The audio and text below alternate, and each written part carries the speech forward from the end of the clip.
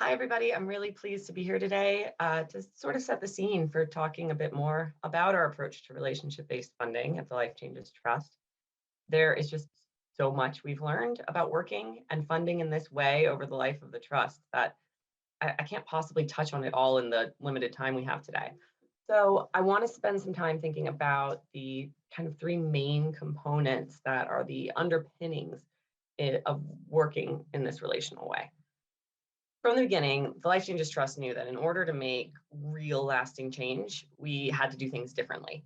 We had to invest in people first and outcomes second. Putting people first means respecting their time, valuing their experience and their expertise, and thinking about things from their perspective. It means closing the feedback loop and having regular communication, things like acknowledging and replying to monitoring reports with, hey, it was great to hear about your residential, or a lot of projects have mentioned concerns about this same thing. Let's add it to the agenda for a network meeting. It means trusting them to know what's best for the people they're supporting, listening to them when they say they've learned something new, and being flexible enough to let them adapt this new knowledge and try new approaches. Working in this way has to be done intentionally. None of this happens by accident. It takes time, yes, but time alone is not sufficient to build these relationships.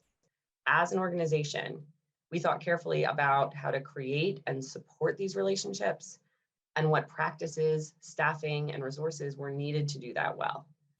We took the time and resource to visit projects all over the country. We traveled everywhere from Fife to Orkney to put on events, and we didn't always ask people to come to the Central Belt to see us. We shifted job descriptions and objectives to ensure that these relationships were recognized as being central to the work and not an add-on that would get pushed if we got busy.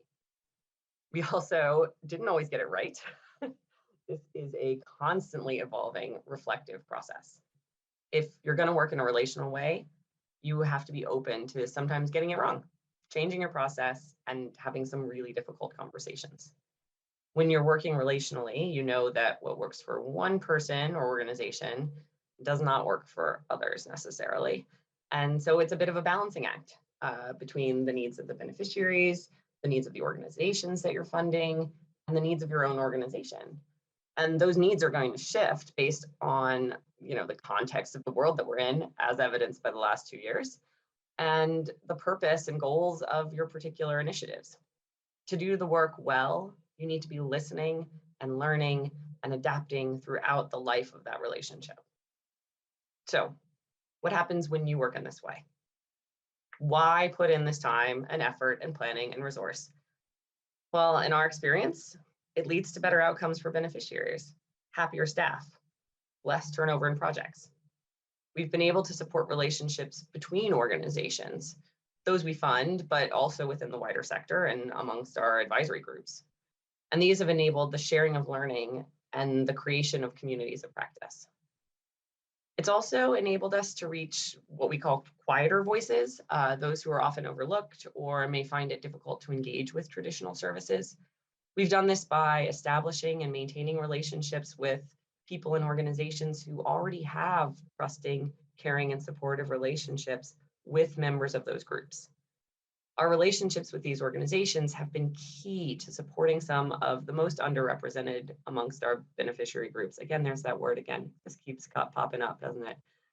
Whether that's members of the LGBT community, those coming from different ethnic backgrounds, or those with experience of homelessness or the justice system. It's also had a massive impact on the learning we, as well as the learning our fund projects have gained from the last 9 years. Projects have been willing to talk to us about what went wrong and what they've learned from it, instead of being afraid of looking bad in front of a funder. We often hear ourselves described as partners, working together with organizations instead of directing things from above.